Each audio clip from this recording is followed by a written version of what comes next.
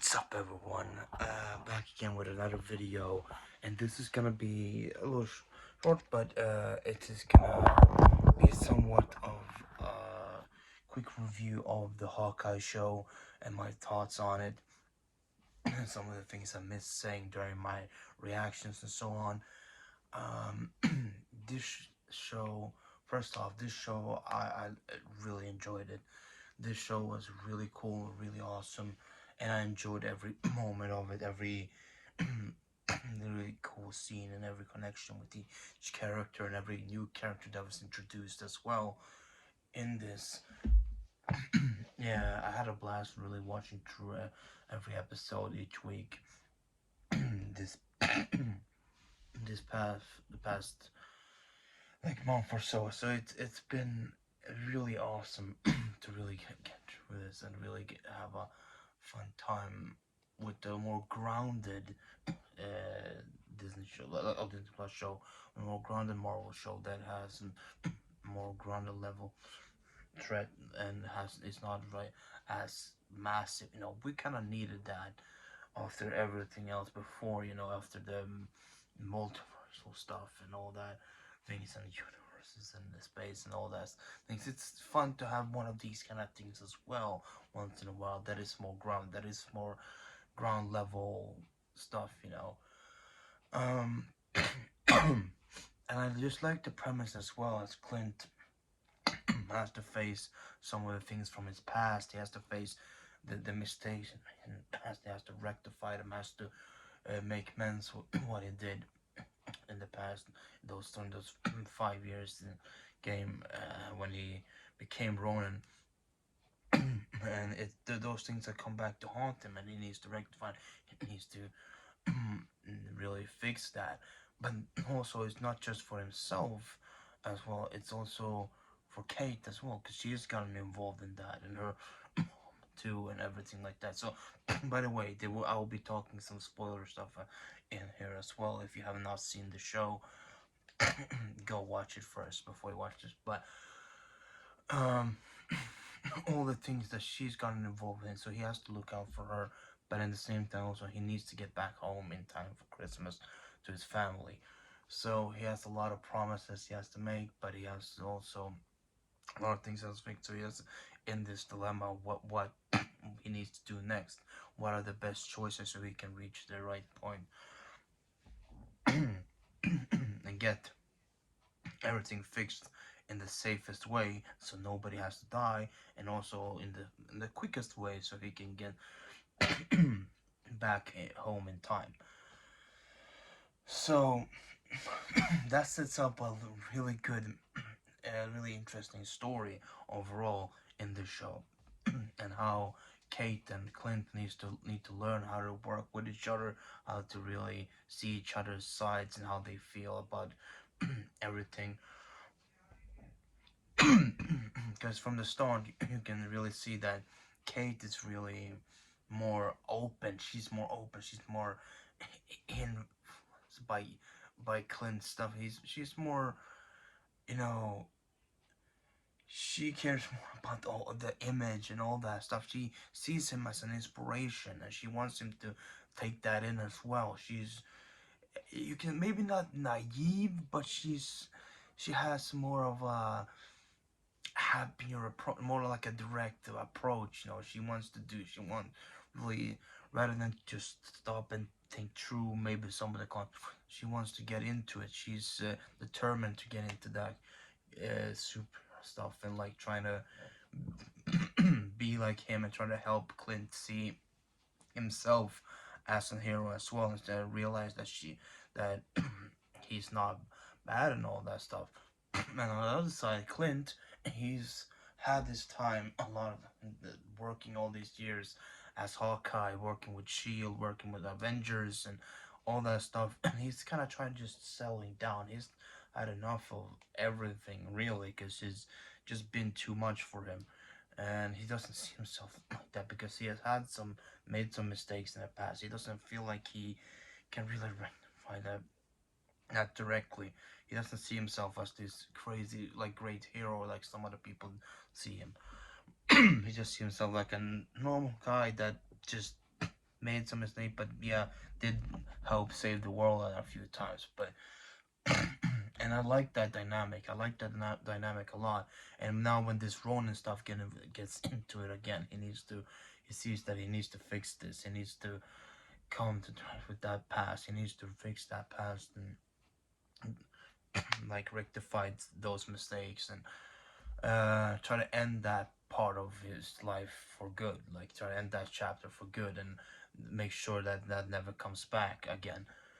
Um, and that's how also now Kate is involved. So he has to make sure she's safe too and all that.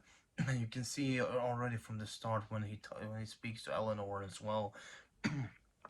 he he wants the people bees to be safe, and also when he speaks to Kazi in the car as well. He doesn't want anyone more to die and any other people to die. He just wants to fix this. He wants to do it himself. He doesn't want anyone else to get involved, so he doesn't want to watch anybody else get killed. Like he saw, because he has lost, you know, a lot, and he saw he lost Natasha, you know. Most recently, he lost Natasha, and that was really tough on him. So he doesn't want to experience that again. Also, and before that, he pretty much he lost his family. Yes, they did come back. They did get snapped back, but that feeling for 5 years, he had lost his family. He thought he'd never get it back. He thought they were gone forever, and that was really traumatic. That was really tough for him. So he wants to just fix everything. He wants to just leave this life behind. He doesn't want to experience that anymore. He doesn't see like himself like he can be a true hero because he has lost so much, and it doesn't seem like he's some kind of super great guy to look up to because a lot of people when he's that has been with has died around. And that's just a tough month.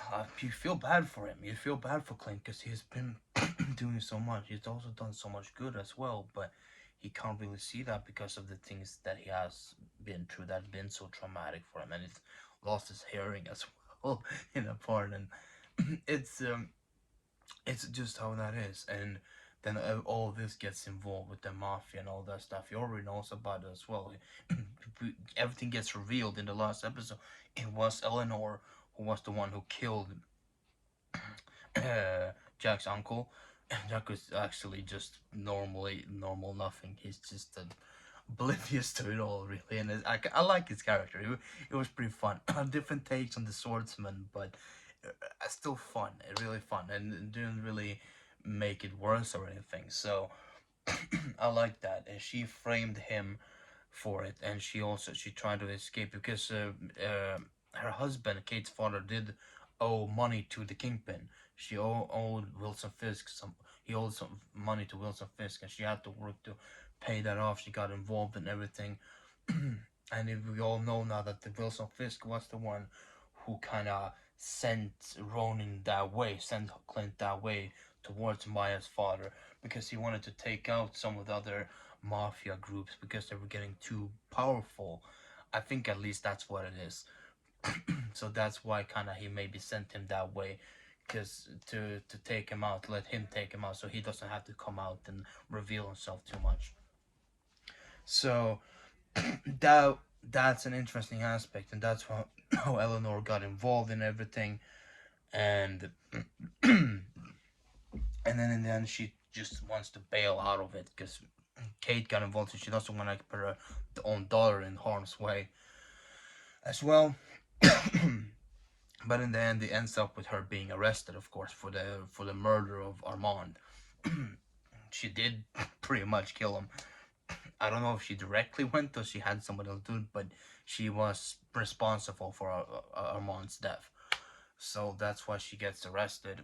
And I like that line, when she says, like, "If is this what a hero does, arresting their own mother?"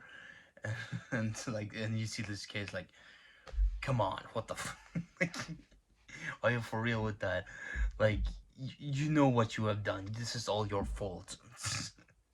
This is not just some random me just trying to do something. No, she is at fault for most of what really happened. while this gets started. So really good. I like that. I like the connection between them two as well, like Kate and Eleanor and and Clint, like all together, all that dynamic, and how Kate gets brought into this, and how she eventually matures even more. She gets more and more experience as the show goes on, and she throughout the show she learns more and more, and she gets closer to Clint as well, which I really like. In the end, finally he says, "You're my partner." He says in the final episode, "You're my partner," and finally she gets that acceptance from him, and that he accepts her as his partner. And you can see on the look on her face, she's like, "Oh, yes, it's finally like I've actually gone close to him now." They are actually at that point now, and that they are friends, they are partners, not just inconvenient, uh, acquaintances, or maybe however you want to say, like just random people that just got together because of a certain situation that they both were involved in. No, they have grown to become more closer and actual partners, and he invites her home to his own house as well, to his family, to spend Christmas there, which is really nice. Because where else would she be?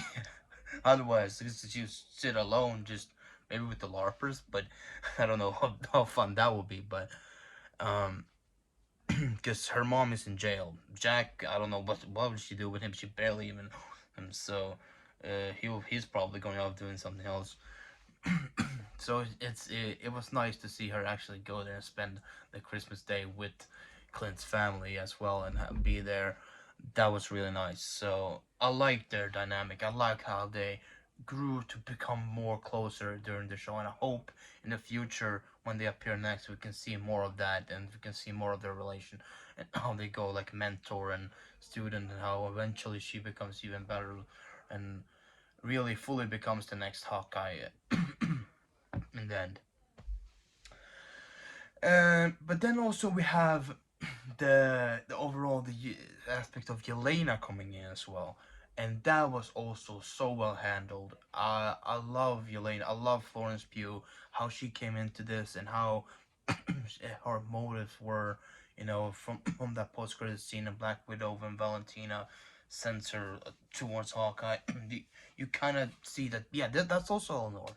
You all know that now. That was Eleanor who hired Yelena to do it, like via, I guess, via Kingpin, or via Valentina, somehow, because maybe they're connected in some way or sense. But she was the one who sent them, pretty much, I guess, try to get to that, because I don't know, for some main reason.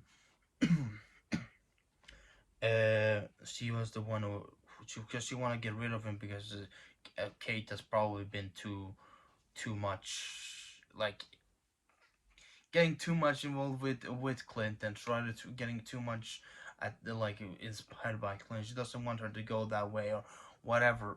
It was something like that. And Yelena comes in, but Yelena has her own motives. She wants to kill Clint, of course, because she thinks he's responsible for Natasha's death. But I like her first appearance when she comes in on the rooftop when they have that fight. That fight is really awesome. And then when she leaves, she's like, she sees that Kate is involved too, and she doesn't want to put her in harm, because she's not her target. She doesn't want to injure anybody else, and that shows how actually, yes, Yelena is not just some former assassin that just has no feelings for anybody anymore. she she actually has compassion. She actually has, now when she can make her own decisions. She does just normal. She's not bad in that sense. She has her morals. She knows to bring, like, those who are innocent, separate them from those she thinks deserve to be put down. She doesn't just go and kill anybody just because just because they get in her way. Yes, afterwards she made some threats, like she doesn't want, she can get hostile with someone if they do get in her way too much, but if they just get in the middle of in a few times, she won't just go and just recklessly go out and just shoot and do whatever. She has her target and she's just focused on that, and that's what she's gonna do. and I like that about her. I like that, and I like then later on the dynamic between her and Kate as well. When she comes into Kate's apartment, that scene is really funny. When she's in Kate's flat, that when with the mac and cheese and everything, when they sit down and when they talk, I just like that. I like the dynamic between how they banter off of each other like that. It's really good, and how they get to know each other more and really become closer and closer. And then as well in the final episode, in that big building, when they're in the elevator, that was also really fun. And then off to when they chase after each other, that and had that little fight as well.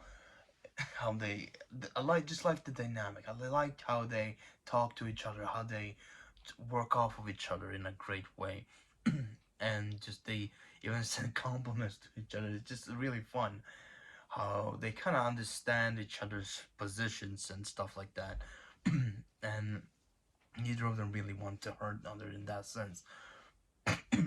They're just two, like, two girls and the woman in the 20s who just work, have this crazy work to do. So it's like, it's really fun. It's really fun. And I like how they set it all up and how they did that with between the two. And how she keeps, how Yelena keeps calling Kate Bishop, keeps calling her full name all the time.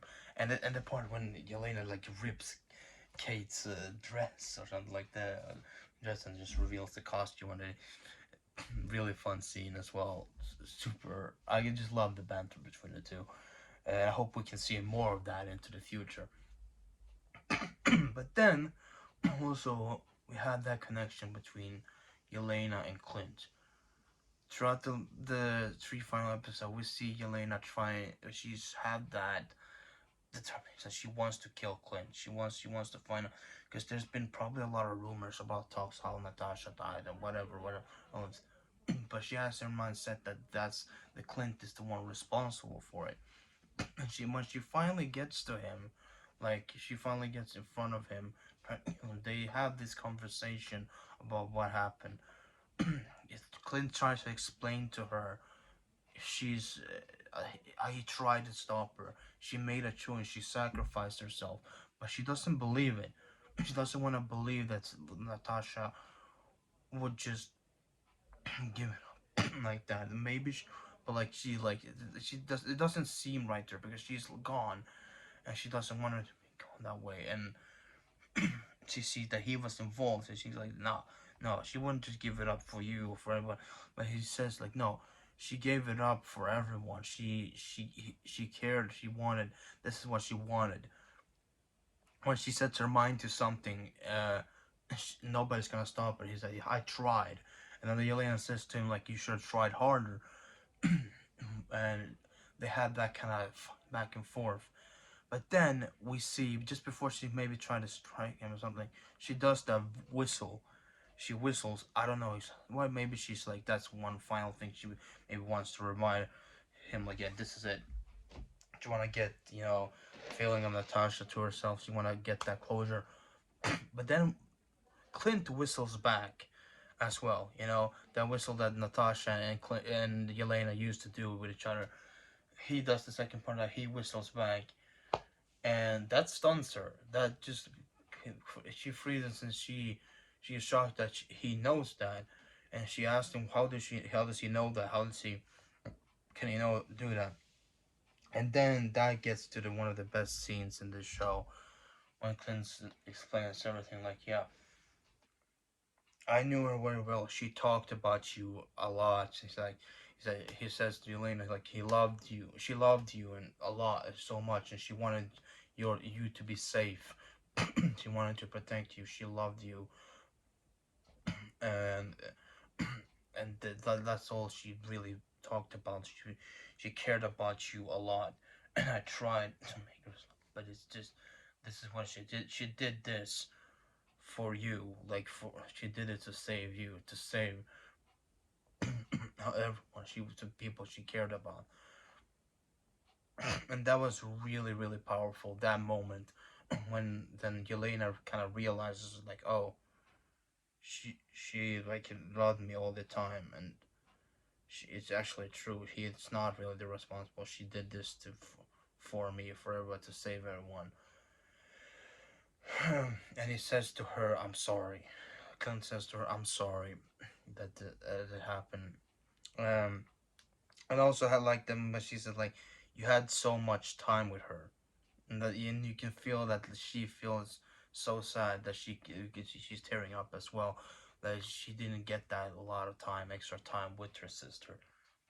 She only got those couple of weeks there in the Black Widow movie, and that's it. And when they were kids as well, but she didn't get those 5 extra years or anything that she could have had if she wasn't snapped.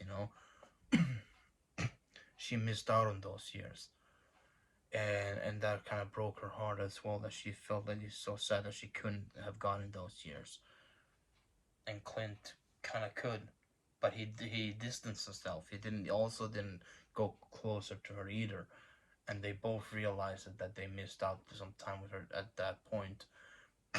and but they both finally then come to terms with the loss of Natasha. They finally get that conclusion. They finally get that closure in a way. Maybe not fully for Yelena, but at least somewhat. She can accept the story as it is and as it has happened.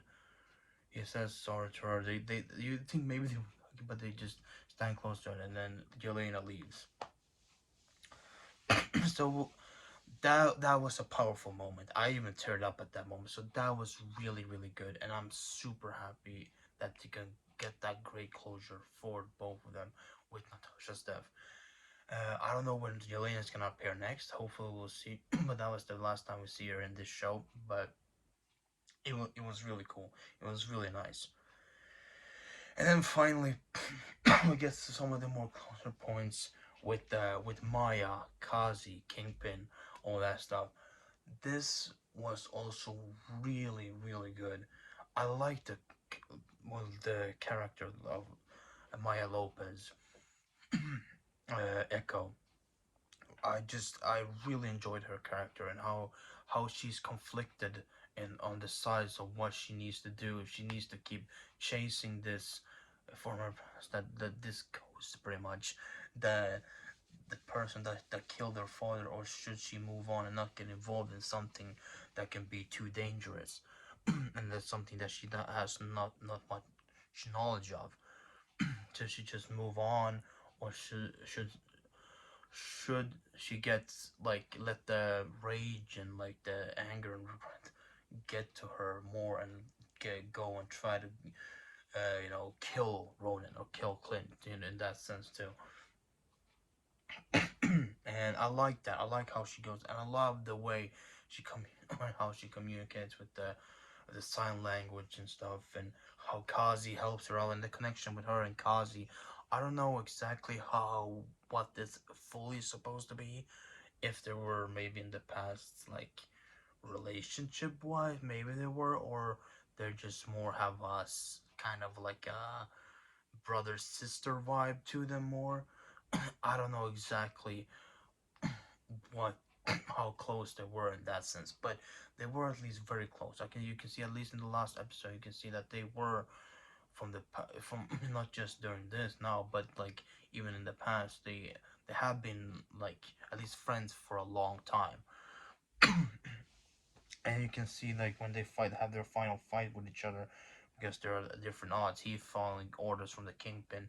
She doesn't want to really do that anymore because she knows now that Kingpin kind of was the reason for her dad's death. He was the one to send Clint on to her dad, and she doesn't want to follow that anymore. She's enraged about it, and they have that, and she stabs Kazi, right? And someone I would guess kills him. I don't know if he's actually fully dead or not, but they have that when he's like Kazi's like before that even says like this is my life. This should never uh this should have never been your life, right? Should never been your path. This was my path, not yours. You should never have gotten into this. And he like apologized to him by the end when they're it's close. Like, And I like that. That was also very hard hitting and very emotional as well. Even though Kazi throughout the show has been more of like a bad guy typish, but also a little bit mystical as well. We haven't seen much of him, how the connection really flew. You can see some hints, but now, especially in the final episode, that's when you really saw it. That's when you really got into it, and you see how their past really, how everything happened, how she got into that situation, how her uncle, Wilson Fisk, how he's been trying to mend her way, trying to keep her on his side, but keeping that a secret, that everything that happened, like he's the reason why her father is dead originally. Like, he's the ground reason for it. So we see that as well, and that's really good. And I love that, and I love the connection. I love from the start as well when we saw her, some of the small glimpses of her past tense of her and her father, how they had a connection, how she was so close to her father as well, and how this has affected her a lot going forward, how in her decisions and what she needs to do. She's caught in the middle, and we always see that in the fight between her and Clint and Elaine, all that, that on the rooftop. How when she leaves, she gets like, okay, truth and error. Like she looks just a little bit conflicted on what she needs to do, but she kind of already starts to feel that this is way too much.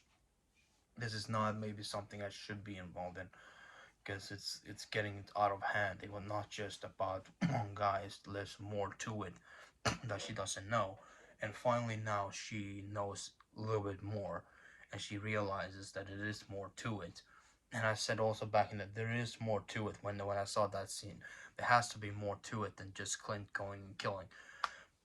And yeah, it is. And it's close to what they do in the comics. In the comics, Wilson Fisk is the one who actually kills Maya's dad himself, like that. And she becomes Ronin and goes and so. But they spin that around a little bit. But it's almost the same thing. It's still Wilson Fisk who is the reason, the ground reason behind it. So I really did enjoy that, and also how Clinton's at some moments try to protect her too, like trying to like tell her and tell Kazi, like don't get too much involved, let this go, you don't go. This is bigger than you think. It's not really worth it. It's dangerous. Don't go farther into it. You will just get yourself killed. and and finally, in the final episode, she does realize that. So it's very interesting. I like the look of her as well, with the longer hair in the final episode, the darker suit and all that. And she has that prosthetic leg too, and it looks really cool. Her overall design looks really cool. We'll see if in the future stuff, if she gets that hand print thing on her face or not. But even though with just how she looks, it's right now it's really cool. I can't wait for the Echo series. It's gonna be really interesting because I really enjoyed her character, 100%. And then finally, we do have Wilson Fisk. Introduced in episode 5, but also hinted, or a little bit hinted at in an early episode on that, with the laugh and the arm when he like pinches younger Maya's cheek, when it comes in with her martial arts training. She he, it's really cool. It's Vincent D'Onofrio. Like, what else would you like? It's really cool to see him back. Yes, he's a little bit different, maybe from the one in Daredevil, but not too much. They still have that same stature to him. He talks the same way. He kind of is same type of aggressive in a way, as well. And I do think that he's pretty much the same character in at least in characteristic wise, in that sense. Whether something is connected, if it all is canon or not, that's the whole other thing. But at least mannerism wise, and how he is put up, and how Nofrio acts, and how as him, and how he does portrays the character, is pretty damn close to what it was in Daredevil. And I think maybe even more, he's even more tougher, maybe even more powerful, because he takes a lot of crap on him, because he gets arrow shot here from Kate, and she when they fight, which by the way that fight was really cool. Kate versus Kingpin, as he comes in and he's trying to first attack Kate's mother in the car. Kate comes and saves her. They have that fight, going to like a toy store or something like that, and they have that fight there. Because Eleanor, like, she takes the car and drives right, and she comes in and drives right into him, crashing, and he goes right into the store. That is just crazy. That was just epic. And he gets up from that, and he keeps fighting her inside the store, and then finally, Kate also has some arrows to come together, like just explodes right in his face. And he later gets up from that. He runs away. So he's really tough. He's cool, and I like how they set everything up with him and his connection to Eleanor and all that stuff. So it's a good introduction. It's a good reintroduction of the character and a good introduction for him into the MCU now. And I'm glad D'Onofrio is back because he does such a good job. And all that with the comic book accurate look to him as well, and all that. Really good, just perfect. Um, but then of course let's just address the elephant in the room here. That final scene of him when afterwards Maya comes and she just pulls out a gun and he says eye for an eye, and then bam, she blasts him. What I think about that is he's not dead. She did not kill him. They wouldn't kill him off like that. There's two reasons I think that. First off, they wouldn't kill him off just like that. That's just way too easy. Way too dumb of a death. That wouldn't make any sense. We don't, and also, we don't see him die. We just pans up and you hear a gunshot. You see like a light shot. We don't actually see him fall down or get like that. When that happens in movies and TV shows, you know that character ain't dead. If you don't see a dead body, if you don't see them actually laying dead, you you can expect them. You don't have to expect them to be dead. They could be, but there's always that possibility, and usually that's how it is, that they're not dead. That they will be back. There will be some kind of mystery going on, are they dead or not? But then they will be revealed at a later time that they're actually alive. That's usually how that works. So that's why on most pages when you see these characters don't actually die, on the wiki fan kind of pages, you see that usually the status of them, it says unknown, so they don't, it's not confirmed that they're dead or not. So that's what I feel is how this works. And the second reason is also they did this in the comics as well. There's a part in the comics where Maya actually goes up to him as well, and they have somewhat of a similar conversation, and she blasts him with a gun. She shoots him with a gun, and he does not die. He just loses eyesight for a little while, but he gets it back later. You know, comic book fashion stuff. You know, typical. But he does not die, right? He does not die, and that's I think what they're doing here too. That's, you can't just have that similarity that close. You know, it's too obvious when that happens in the comics as well. It's obviously that's the route they're going. They're gonna take him off for a little while, and for now, just see that, and then he'll be back probably in the Echo series, right? In the Echo TV series, I believe, because that's where also when we'll probably see uh, Charlie Cox as well in that one as well. We'll see Daredevil there. He'll probably appear in She-Hulk before that, but he will be also coming back in that show in Echo as well. That's pretty much has been confirmed. So I'm pretty sure that they will bring Wilson Fisk back in that. So I think a lot of people just jumping to conclusions like say, "Oh, that's a terrible death. They just did Wilson Fisk so dirty." No, think a little bit. They wouldn't do that. Jimmy Feige would not do that.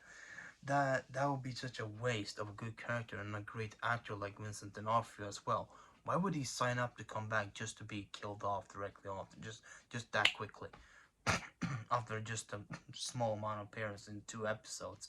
One of them is not even physically there, just in a photo, a screenshot, blurry screenshot.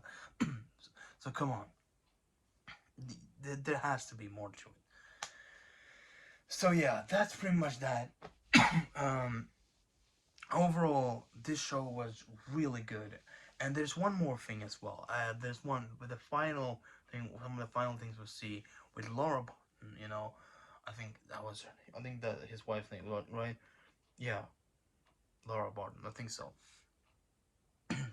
When he brings back the watch. And actually, that watch that was a special thing throughout the whole series.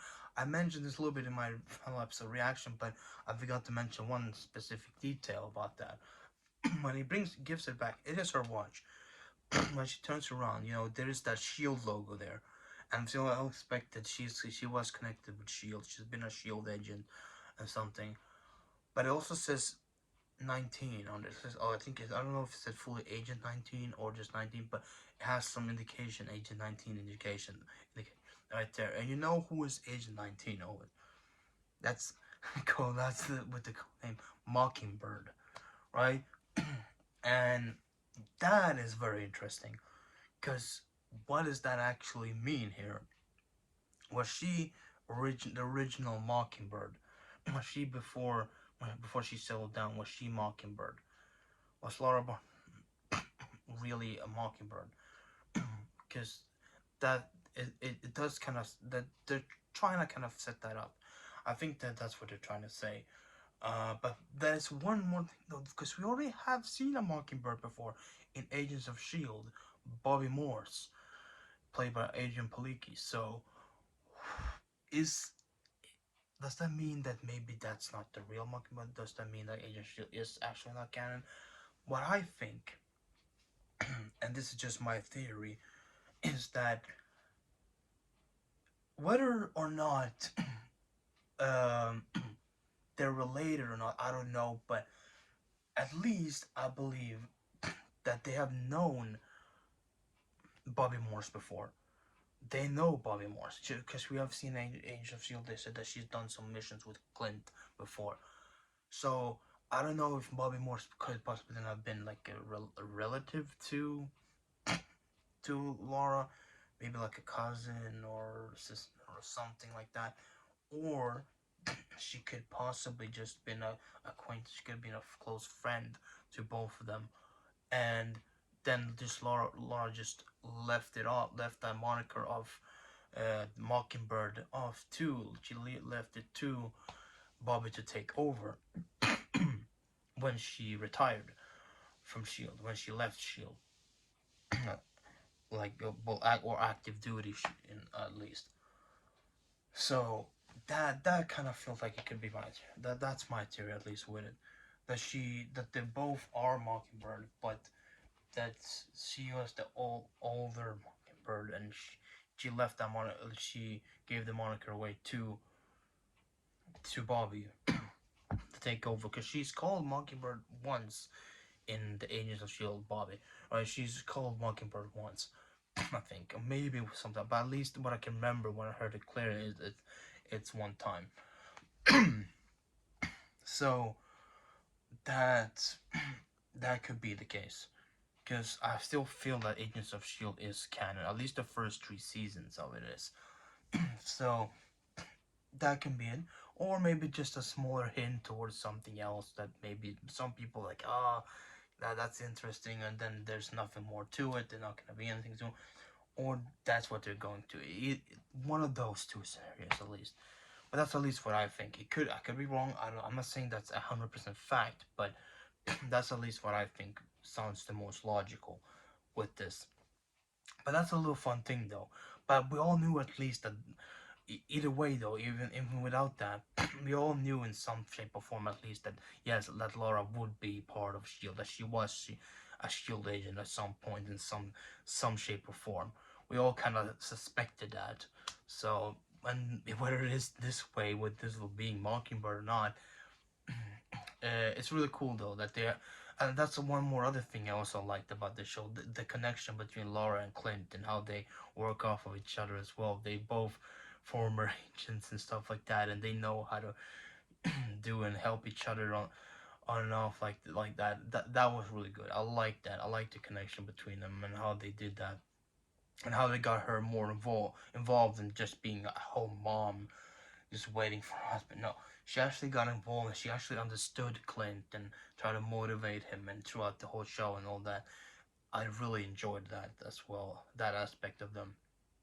Something we have somewhat seen a little bit before in Age of Ultron and so on, but this time we really saw it when he's actively out and helping him when he's actively doing something. So that was really cool. So yeah, that's pretty much that. A little bit longer than I thought it was gonna be, but that's my overall review of the show. Really cool. I like all the setting, the holidays stuff, and some of the other characters I haven't mentioned yet. Maybe the tracksuit mafia. Those guys are really funny, bro. With their bros and all that stuff. That was really fun. I like that, and especially that one guy that Kate gave some dating advice to. I like that they came back to that and completed that whole thing in the final episode. uh, and also, I believe what else I missed? Right, the LARPers, right? They were a big part of it all as well. They made the new suits for them, and which look really awesome.